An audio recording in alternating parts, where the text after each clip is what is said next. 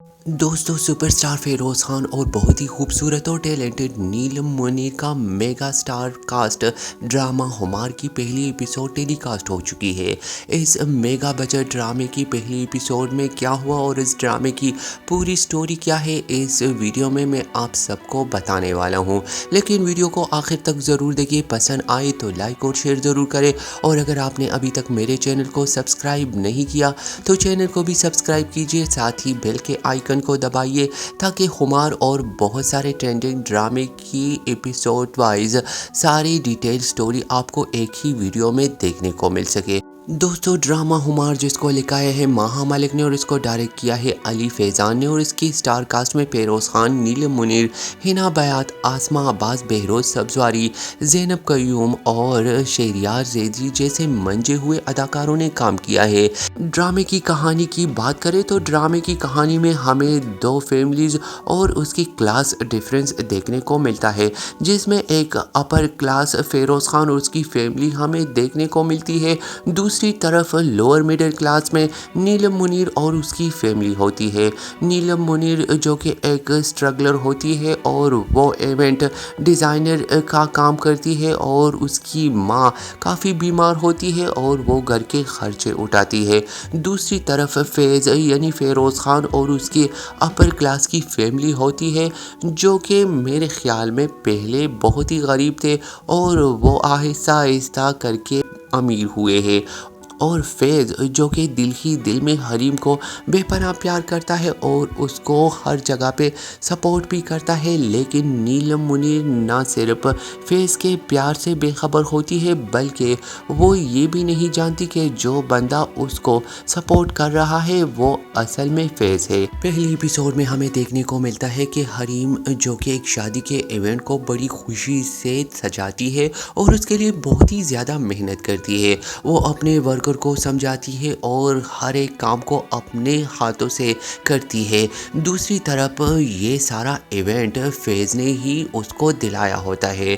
फैज़ के मैनेजर फैज़ को कॉल करके उसे बताता है कि हरीम बहुत ही ज़्यादा खुश है और वो बहुत ही ज़्यादा क्रिएटिव भी है और वो अपना काम बहुत ही ज़्यादा मेहनत से करती है। वो फैज़ को बताता है कि हरीम ना सिर्फ बहुत ही मेहनती है बल्कि अगर उसको और ज़्यादा अच्छे मौके मिले तो एक दिन वो एक बहुत ही बड़ी इवेंट मैनेजर बन सकती है और वो बहुत ही ज़्यादा क्रिएटिव काम करती है। फैज़ हरीम की तारीफ़ सुनकर बहुत ही खुश होता है क्योंकि वो हरीम को कामयाब देखना चाहता है। वो हरीम को हर तरह से सपोर्ट करना चाहता है, लेकिन हरीम उससे बिल्कुल भी बेखबर होती है। अब हरीम ने जिसके लिए वो इवेंट डिज़ाइन करके तैयार किया होता है वो अपना काम ख़त्म करके जैसे ही जाने वाली होती है तो वो आदमी उसके सामने आता है और वो हरीम की बहुत सारी तारीफ़ करता है और साथ ही उसको ये भी बताता है कि इस इवेंट के जितने भी पैसे बनते हैं वो उसके अकाउंट में ट्रांसफ़र हो चुके हैं। साथ ही वो हरीम को ये भी बताता है कि जिस रेफरेंस के ज़रिए आपका कॉन्टेक्ट हमें मिला, अगर आपका कॉन्टेक्ट हमें पहले मिलता तो हम कई और इवेंट्स भी आपसे डिज़ाइन करते। हरीम ये सुनकर हैरान हो जाती है कि वो कौन बंदा है जो मुझे हर जगह पर अपनी रेफरेंस से इवेंट्स दिलाता है। वो यही सोचती है और साथ ही वहाँ पर एक चैट भी उसे मिलता है जिस पर उस अननोन बंदे ने हरीम के लिए कुछ लिखा होता है। असल में ये फैज़ ही होता है जो हर जगह पे हरीम को सपोर्ट करता है। वो दिल ही दिल में हरीम को बेपनाह प्यार करता है और वो हरीम को किसी मुश्किल में नहीं पड़ने देता, लेकिन हरीम उसके प्यार और उसके जज्बात से बिल्कुल ही नावाकिफ़ होती है। वहीं पर हरीम की फैमिली हमें देखने को मिलती है। हरीम की माँ काफ़ी बीमार होती है, साथ ही उसका भाई यूनिवर्सिटी में पढ़ता है और उसकी फ़ीस जमा करने के लिए उनके पास पैसे भी नहीं होते। हरीम जैसे ही घर दाखिल होती है तो उसके माँ बाप उसी परेशानी में अपने बेटे से बात कर रहे होते हैं और हरीम ये सब कुछ सुन लेती है। अगले सीन में फैज़ के फादर को दिखाया जाता है जो कि करोड़पति है और वो एक बहुत ही बड़े कंपनी के ऑनर है। वो अपने ऑफिस में बैठे होते हैं और उसकी टाट बाट की ऑफिस की ज़िंदगी हमें देखने को मिलती है। वहीं पर हरीम के भाई जो कि फैज़ के साथ ही एक ایک یونیورسٹی میں پڑھتا ہے اور دونوں گہرے دوست ہوتے ہیں۔ اصل میں فیض اس کا بچپن کا دوست ہوتا ہے اور فیض اس کی سیمسٹر فیس جمع کرتا ہے۔ حریم کا بھائی اس کا شکریہ ادا کرتا ہے لیکن فیض اسے کہتا ہے کہ کوئی بات نہیں۔ وہیں پر فیض کے فادر اپنے ایک پرانے دوست کو کال کر کے بتاتا ہے کہ اب وہ کتنے کروڑ پتی ہے، ساتھ ہی وہ اپنے بڑے بیٹے ریان سے بزنس کی بہت ساری باتیں بھی کرتا ہے۔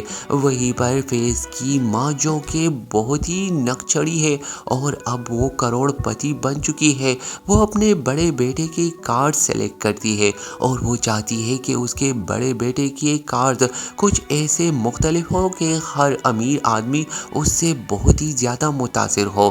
جب وہ بہت سارے کارز وہ دیکھتی ہے تو وہ کسی بھی کار سے مطمئن نہیں ہوتی، ساتھ ہی وہ کارڈ بنانے والے سے کہتی ہے کہ کچھ ایسے قیمتی کارڈ لے کر آؤ جس سے میں امپریس ہو سکوں، اور ساتھ ہی کارڈ کے ساتھ ہم گیسٹ کے لیے بہت ہی قیمتی گفٹس بھی بھیجیں گے۔ ساتھ ہی وہی آدمی فیض کی ماں کو بتاتا ہے کہ فیض کے لیے کچھ رشتے بھی انہوں نے سلیکٹ کیے ہیں۔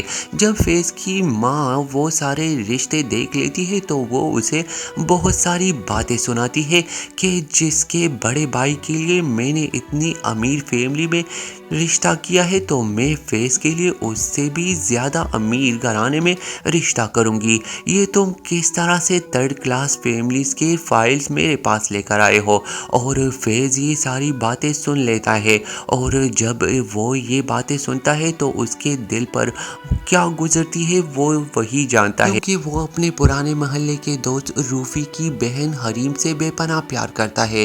وہ یہی سوچتا ہے کہ اگر اس کی ماں کو حریم کے بارے میں پتہ چلے گا تو کیا وہ اس کا رشتہ حریم سے کر بھی پائے گی یا نہیں، کیونکہ حریم ایک لوور مڈل کلاس فیملی سے تعلق رکھتی ہے، لیکن وہ اپنی سوچوں میں پھر بھی حریم کے بارے میں ہی سوچتا ہے۔ وہیں پر فیض اپنے پرانے محلے اور روفی کے گھر پر بہت ہی خوشگوار موڈ میں ہوتا ہے، جہاں پر روفی کا ایک رشتہ دار فیض کے ساتھ پنجہ آزمائی کرتا ہے۔ وہ فیض کو بتاتا ہے کہ تم تو چکن اور دیسی گھی کھاتے ہو، ہم تو دال ساگ کھانے والے ہیں، ہم کہاں تم جیسے امیروں سے جیت سکتے ہیں۔ اور اسی دوران حریم دروازے پر آتی ہے چائے دینے اور جیسے ہی فیض اسے دیکھ لیتا ہے تو پنجہ آزمائی تو اس لڑکے کے ساتھ وہ کرتا ہے لیکن اس کی نظر حریم پر ہوتی ہے۔ حریم کو دیکھتے ہی وہ اپنا ہوش اڑا دیتا ہے، حریم بھی اسے ایک نظر دیکھ لیتی ہے اور جیسے ہی فیض حریم کو دیکھتا ہے تو وہ اپنے ہاتھ کی طاقت کھو دیتا ہے اور وہ وہی پنجہ آزمائی کی شرط بھی ہار جاتا ہے، لیکن وہ خوش ہوتا ہے کہ اس نے حریم کو ایک نظر تو دیکھ لیا۔ وہیں پر فیض کے گھر میں اس کے بڑے بھائی کی شادی کی تیاریاں شروع ہو چکی ہے۔ فیض کی ماں اور اس کی بہن کپڑے ڈیزائن کرنے کے لیے ڈیزائنر کے پاس جاتے ہیں، لیکن فیض کی ماں چاہتی ہے کہ وہ فیض کو بھی اپنے ساتھ لے کر جائے کیونکہ وہ نہیں چاہتی کہ شادی جیسے بڑے ایونٹ میں فیض پھر سے کسی اوٹ پٹانگ کپڑوں میں آ جائے۔ وہ اسے بتاتی ہے کہ فیض پھر سے پرانے محلے میں ان تھرڈ کلاس روپی کے گھر پر ہوگا۔ وہ اسے یہ بھی بتاتی ہے کہ وہ نہیں چاہتی کہ فیض ان لوگوں کے ساتھ اٹھے بیٹھے۔ وہ فیض کو کال کرتی ہے لیکن فیض کال نہیں اٹھاتا۔